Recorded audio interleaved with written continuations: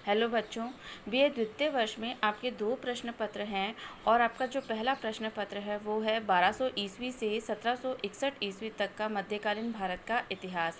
आज हम इसी प्रश्न पत्र के पाठ्यक्रम के बारे में चर्चा करेंगे। यह प्रश्न पत्र 3 सेक्शंस में विभक्त किया गया है और सेक्शन फर्स्ट का जो पहला टॉपिक है वो है मध्यकालीन भारतीय इतिहास के मुख्य स्रोत। तो हम जानेंगे कि मध्यकालीन भारतीय इतिहास के मुख्य स्रोत कौन कौन से हैं और साहित्यिक साक्ष्य हमें इस समय के बहुलता से मिलते हैं पुरातात्विक साक्ष्यों की अपेक्षा। साथ ही साथ अनेक विदेशी यात्रियों का विवरण भी हमें मिलता है, क्योंकि समय समय पर अनेक विदेशी यात्रियों द्वारा भारत की यात्रा मध्यकाल में की गई, तो उनके यात्रा वृत्तांतों से हमें तत्कालीन समय के बारे में बहुत महत्वपूर्ण जानकारियाँ मिलती हैं। उन सभी का अध्ययन इसके अंतर्गत किया जाएगा। अगला जो आपका टॉपिक है वो सल्तनत की स्थापना से है और हम जानेंगे कि दिल्ली सल्तनत की स्थापना भारत में कैसे हुई, इसका विस्तार और इसका सुदृढ़ीकरण किस प्रकार से हुआ, और इसके अंतर्गत हम मुख्य रूप से कुतुबुद्दीन ऐबक, इल्तुतमिश और बलबन के शासनकाल की घटनाओं के बारे में जानकारियाँ प्राप्त करेंगे, क्योंकि इन तीनों का ही दिल्ली सल्तनत की स्थापना, उसके विस्तार और सुदृढ़ीकरण में बहुत महत्वपूर्ण योगदान रहा है। अगला जो टॉपिक है वो खलजी साम्राज्यवाद के बारे में है और इसके अंतर्गत हम मुख्य रूप से अलाउद्दीन खिलजी का अध्ययन करेंगे। उसने राजपूताना में अनेक राज्यों को विजित किया और उन्हें अपने साम्राज्य में मिलाया। साथ ही साथ उसकी दक्कन नीति भी बहुत सफल रही, तो उसी का अध्ययन हम इसके अंतर्गत करेंगे। साथ ही हम जानेंगे उसके प्रशासनिक और आर्थिक नीतियों के बारे में और उनकी इस नीतियों का लोगों पर क्या प्रभाव पड़ा, उसका अध्ययन भी हम इस टॉपिक के अंतर्गत करेंगे। इस सेक्शन में अगला जो टॉपिक है आपका वो है मोहम्मद तुगलक के नव प्रवर्तनों के बारे में, क्योंकि मोहम्मद तुगलक द्वारा बहुत सारी नई नई नीतियां लागू की गई और वो नीतियां कौन सी थी, लोगों पर उनका क्या प्रभाव पड़ा, इसका अध्ययन हम इसमें करेंगे। साथ ही हम फ़िरोज़ तुगलक की धार्मिक नीति के बारे में जानेंगे और उसने जो लोगों के हितों के लिए कार्य किए उनका अध्ययन हम इस टॉपिक में करेंगे। इसी सेक्शन में हम सिकंदर लोदी का भी अध्ययन करेंगे और साथ ही साथ हम विजयनगर साम्राज्य के बारे में जानेंगे और इसकी राजनीतिक और सांस्कृतिक उपलब्धियां क्या रहीं उसका अध्ययन भी किया जाएगा। सेक्शन प्रथम का जो आपका आखिरी टॉपिक है वो है सल्तनत काल में सामाजिक आर्थिक स्थिति, साथ ही साथ हम प्रशासनिक व्यवस्था का अध्ययन भी करेंगे। अब हम बात करते हैं सेक्शन सेकंड की। तो सेक्शन सेकंड मुग़ल काल से प्रारंभ होता है और हम जानेंगे कि बाबर के भारत आक्रमण के समय यहाँ की राजनीतिक स्थिति कैसी थी, कौन कौन से शासक यहाँ पर शासन कर रहे थे, और साथ ही साथ हम बाबर का जो रोल है मुग़ल साम्राज्य की स्थापना में उसका अध्ययन करेंगे कि मुग़ल साम्राज्य की स्थापना में बाबर की भूमिका क्या रही।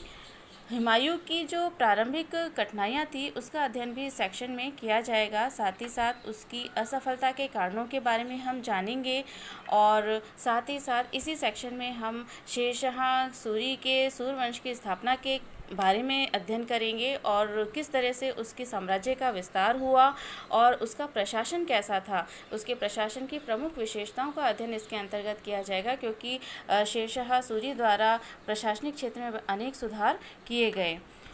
इस सेक्शन में जो आपका अगला टॉपिक है वो है अकबर और जहांगीर के अंतर्गत मुग़ल साम्राज्य का विस्तार और उसका सुदृढ़ीकरण।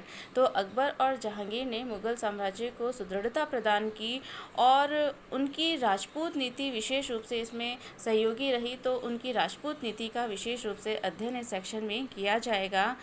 इस सेक्शन में जो आपका अगला टॉपिक है वो है नूरजहाँ का मुग़ल दरबार में भूमिका।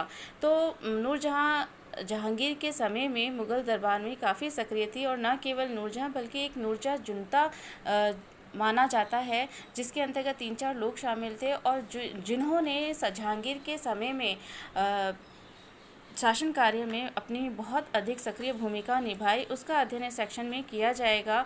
इसी सेक्शन में हम शाहजहाँ की उपलब्धियों का अध्ययन भी करेंगे, क्योंकि शाहजहाँ का जो शासनकाल है वो भारत का स्वर्ण काल माना जाता है और लगभग हर क्षेत्र में काफ़ी उन्नति हमें दिखाई पड़ती है। विशेष रूप से स्थापत्य के क्षेत्र में हमें बहुत उन्नति नज़र आती है, तो इन्हीं सब का अध्ययन इस सेक्शन में किया जाएगा। साथ ही साथ जो इसका अंतिम टॉपिक है इस सेक्शन का वो है औरंगजेब के बारे में, कि औरंगजेब की राजपूत और दक्कन नीति क्या थी। तो विशेष रूप से हम औरंगजेब की राजपूत और दक्कन नीति का अध्ययन इस टॉपिक के अंतर्गत करेंगे कि उसके क्या प्रभाव रहे और मुग़ल साम्राज्य के पतन में उनका क्या योगदान रहा। अब हम बात करते हैं सेक्शन 3 की। तो इसका जो पहला टॉपिक है वो शिवाजी के बारे में है, उसकी विजयों के बारे में है और साथ ही साथ उसके प्रशासन के बारे में है, क्योंकि उसने प्रशासन के क्षेत्र में बहुत सारे नए सुधार किए। तो वो कौन कौन से थे, इनका अध्ययन किया जाएगा। साथ ही इस सेक्शन में हम जानेंगे कि पेशवाओं का उदय कैसे हुआ और 1761 में जो पानीपत का तृतीय युद्ध हुआ उसका अध्ययन भी किया जाएगा। अगला जो टॉपिक है इस सेक्शन में वो है मुग़ल शासकों की धार्मिक नीति के बारे में, कि मुग़ल शासकों द्वारा किस धार्मिक नीति का पालन किया गया। क्योंकि हम जानते हैं कि अकबर जो है वो धर्म सहिष्णु शासक था और मुग़ल साम्राज्य के सुदृढ़ीकरण में उसकी धार्मिक नीति का बहुत सहयोग रहा, लेकिन बाद में जाकर औरंगजेब की जो धार्मिक नीति थी उसने मुग़ल साम्राज्य के पतन में बहुत सहयोग दिया, क्योंकि वो एक कट्टर धर्मांध शासकों में से माना जाता है।